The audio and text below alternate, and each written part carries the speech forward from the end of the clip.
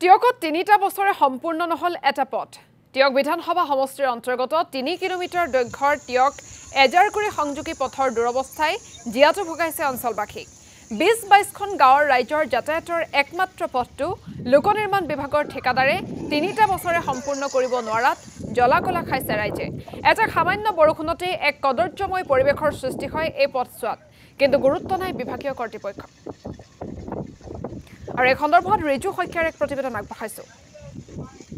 কৰ্মসংস্কৃতিৰ কথা কয় ডক্টৰ হিমন্ত বিশ্ব শৰ্মাই আৰু ক্ষিপ্ৰতাৰে কাম সম্পূৰ্ণ হোৱাৰ কথা কয়, কিন্তু কাৰ্যত দেখা গ'ল যে টিয়ক বিধানসভা সমষ্টিৰ অন্তৰ্গত এটা পথ প্ৰায় ৩ কিলোমিটাৰ দূৰত্বৰ এটা পথ নিৰ্মাণ কৰিবলৈ এজন ঠিকাদাৰক বা লোক নিৰ্মাণ বিভাগক প্ৰয়োজন হৈছে প্ৰায় ৩টা বছৰ, আৰু ৩টা বছৰে পথটো সম্পূৰ্ণ হোৱাটো দূৰে কথা, পথৰ নিৰ্মাণৰ যি ২০% কামো আচলতে আগবঢ়া নাই। আৰু ইয়াৰ পাছতো আচলতে ডক্টৰ হিমন্ত বিশ্ব শৰ্মাৰ যি হাতত থকা যি বিভাগ লোক নিৰ্মাণ বিভাগৰ যি কাৰ্য, সেই কাৰ্যৰ এইমাত্ৰ মই প্ৰত্যক্ষ কৰিছে মোৰ ভিডিঅ' জাৰ্ণালিষ্টে দেখুৱাইছে যে এইটো হ'ল এজাৰগুৰি আৰু টিয়ক সংযোগী গুৰুত্বপূৰ্ণ একমাত্ৰ পথ, আৰু এই পথটোৰে আচলতে ২০-২২খন গাঁৱৰ লোক যাতায়াত কৰে বা টিয়কলৈ আহিব লগা হয় বা বহিৰ্জগতৰ লগত যাতায়াতৰ একমাত্ৰ পথ।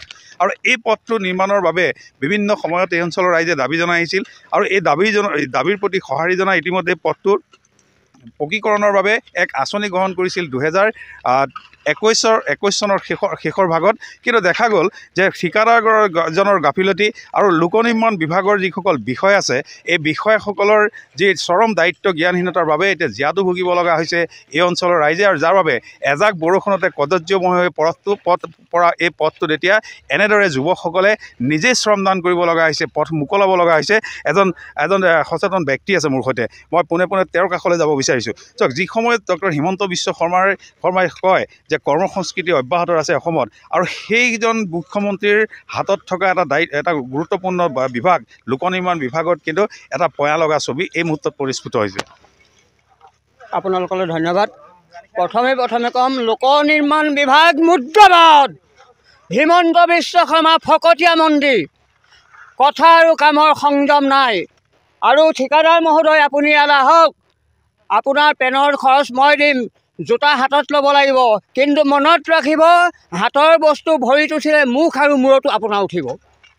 ৰাইজৰ জিয়াটো ২০-২৫খন গাঁৱৰ ছাত্ৰ ছাত্ৰী যি বিলাই স্কুল যাব পৰা নাই, বেমাৰী এজনক কালি কাণত নিবলগীয়া হৈছে, গাড়ী থাকিও তেখেত ঢুকালেই বাৰু ইতিমধ্যে।